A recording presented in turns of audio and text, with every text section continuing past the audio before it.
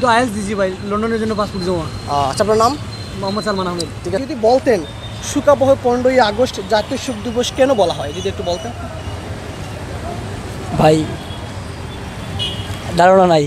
বলতে পারবেন না? জি না, শোক জি না। দিবস কেন বলা হয়? জি না, বলতে জি পারবেন না। আচ্ছা, আরেকটা প্রশ্ন করি তাহলে আপনাকে। ওকে ওকে। 1975 সালে 15ই আগস্ট বাসভবনে আক্রমণ করে কোন পরিবারকে নির্মমভাবে হত্যা করা হয়েছিল? কোন পরিবারকে হত্যা করা হয়েছিল? নির্মমভাবে হত্যা করেছিল? বলতে পারবেন? আপনার নাম কি? সালমান আহমেদ। কি করেন? পড়ালেখা শেষ। কোন ক্লাসে পড়েন? কোন ক্লাসে পড়েন? জানি। কোন ক্লাসে পড়েন বলতে পারবেন? জি, কোন ক্লাসে পড়েন? BSc second year. Thank you. 15ই আগস্ট শোক দিবস কেন বলা হয়?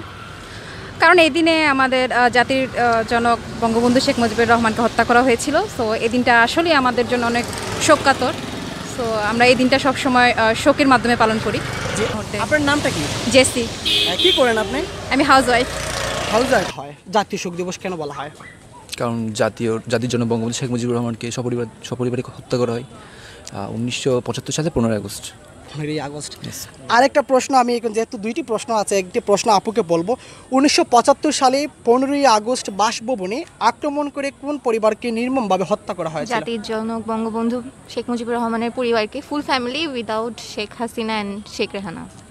আচ্ছা, ঠিক আছে। আপনার নামটা কি? আমার নাম হচ্ছে সাদিয়া। কি করেন? আমি মেডিকেল কলেজে পড়ি। আপনার নামটা কি ভাইয়া? রাহাত। কি করেন? মেডিকেল কলেজে পড়ি, ওসমানী আপনারা মেডিকেল কি কলেজে। দুজন বন্ধু? হ্যাঁ, বন্ধু। দুজন বন্ধু। Thank you.